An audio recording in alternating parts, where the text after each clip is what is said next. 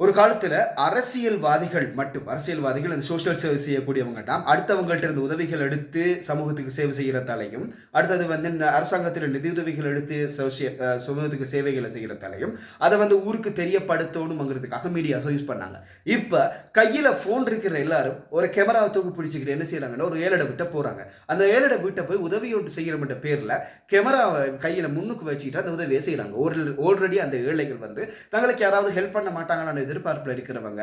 So தானாவே இந்த உதவிகள் தேடி வாரத்தில் வீடியோ எடுக்க வேணாம்னு சொன்னால் ஒரு வேலை இது கிடைக்காம போயிடும்னு சொல்லி அந்த உதவிகள் அவங்க என்ன செய்யறாங்க, ஏற்றுக்கொள்றாங்க. இதை மனசாட்சியே இல்லாம லைக் கமெண்ட் ஷேருக்காக இந்த சோசியல் மீடியா செய்யக்கூடியவங்க அதை வீடியோவை பப்ளிக் பண்றாங்க.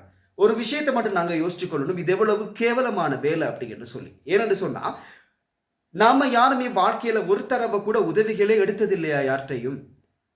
இல்ல நமக்கு திரும்ப வாழ்க்கைகளை அடிகள் விழாதா? நம்ம கஷ்டத்துக்கு போக மாட்டோமா, கஷ்டப்பட மாட்டோமா?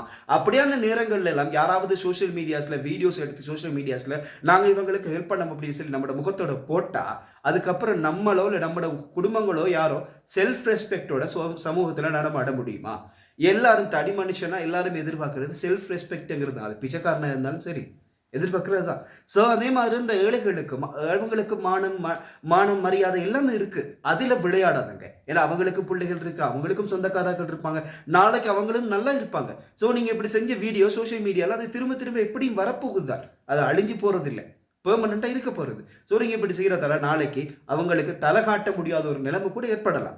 இந்த சோஷியல் மீடியாஸில் வீடியோஸ் போகிறவங்க ரெண்டு ரீசன் சொல்லுவாங்க. இன்ஸ்பயர் ஆகிறது, அடுத்தவங்க இன்ஸ்பயர் ஆகி ஹெல்ப்புகள் பண்ணுவாங்க அடுத்தாக்களுக்குங்கிறதும். இந்த முகங்களை போடுறதுக்கு காரணம் வந்து இந்த வீடுகளை தேடி வந்து மற்றாக்களுக்கு உதவி செய்வாங்கன்னு சொல்லி இன்ஸ்பயர்ங்கிற விஷயத்த ஒரு அளவுக்கு ஏற்றுக்கிட்டாலும், என்னன்னு சொன்னா நீங்க இந்த காரணத்தை சொல்றீங்க இன்ஸ்பயர் ஆகணும் ஏத்துக்கிட்டாலும் இந்த ஏழைகள முகங்களை காட்டுறதுங்கிறத ஏற்றுக்கொள்ளவே முடியாது. நீங்க அப்படி போட முதல் அந்த ஏழைகிட்ட பெர்மிஷன் கேளுங்க. உங்களுக்கு விருப்பமா, நாங்க இதை பப்ளிக்கா போறதுல உங்களுக்கு விருப்பமா, அவங்களுக்கு ஆக்கள் உதவி வந்து செய்வாங்க அப்படின்னு சொல்லி கேளுங்க. அப்படி அவங்க விருப்பப்படாட்டி அதை போடாதுங்க. ரெண்டாவது, நீங்க அப்படித்தான் அவங்களுக்கு ஹெல்ப் பண்ண நினைச்சீங்கன்னு சொன்னா நீங்கள் அவங்களோட கண்டெக்ட் நம்பர் எடுத்துக்கொள்ளுங்க. யாராவது உங்களை கண்டெக்ட் பண்ணாங்கன்னு சொன்னால் அவங்க கண்டெக்ட் அவங்களோட அட்ரஸில் எடுத்துக்கொள்ளுங்க. உங்களோட வீடியோஸில் சொல்லுங்கள் ஹெல்ப் பண்ண ஆசைப்படுறவங்க கண்டெக்ட் பண்ணுங்க அப்படின்னு சொல்லி. ஸோ அவங்க கண்டெக்ட் பண்ணால் இவங்களை அவங்களோட கனெக்ட் பண்ணிவிட்டு அந்த ஹெல்ப்பை கிடைக்க செய்யுங்க.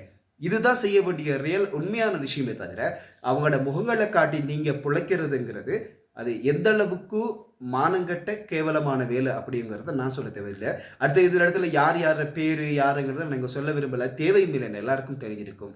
இனியாவது இந்த மாதிரி உதவிகளை செஞ்ச வீடியோஸ் போடுற யாராக இருந்தாலும் கொஞ்சம் மனசாட்சியோட யோசிச்சு நடங்க. நாளைக்கு நமக்கும் இந்த நிலைமை வராதுன்னு சொல்ல முடியாது.